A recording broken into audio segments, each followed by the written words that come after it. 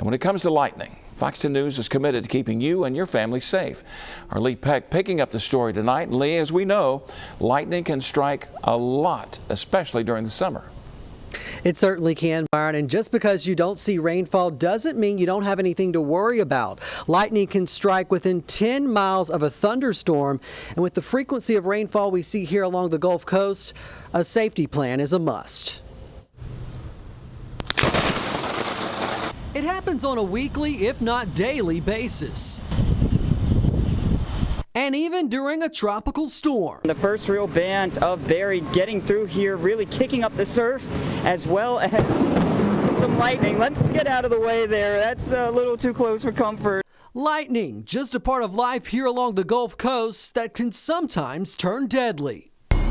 Woo, that was some hairy stuff right there. This is video of the storm system responsible for killing 28-year-old Christopher Haronen, working construction at a subdivision in Gulf Shores when he was struck by lightning last week, sending him into cardiac arrest. His death marks the second one in 2 months. 59-year-old Charles Jackson struck by lightning on Father's Day while working on the roof of his home in Pritchard. As Fox 10 News meteorologist Matt Barentine explains, lightning deaths are more common than you might think. For us here on the Gulf Coast, lightning is always a threat. I mean, just look at this. This is Gulf Coast deaths since 1996, and lightning is up there with 30 here in the past 23 years. 3 times as many people die due to lightning here than due to tropical systems. So it's something that we're always going to have to deal with here on the Gulf Coast. It's nothing to ignore. A single lightning bolt hits with an intensity of 50,000 degrees.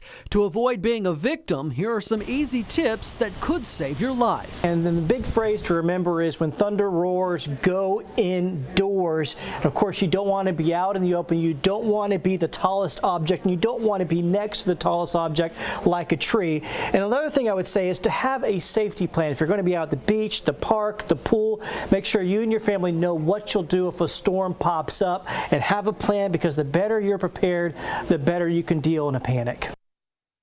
Of the 300 people struck by lightning last year in the U.S., about 30 died, so there's about a 10% death rate. But still, of those who survived, many were left with catastrophic injuries. Live tonight in Mobile, Lee Peck, Fox 10 News.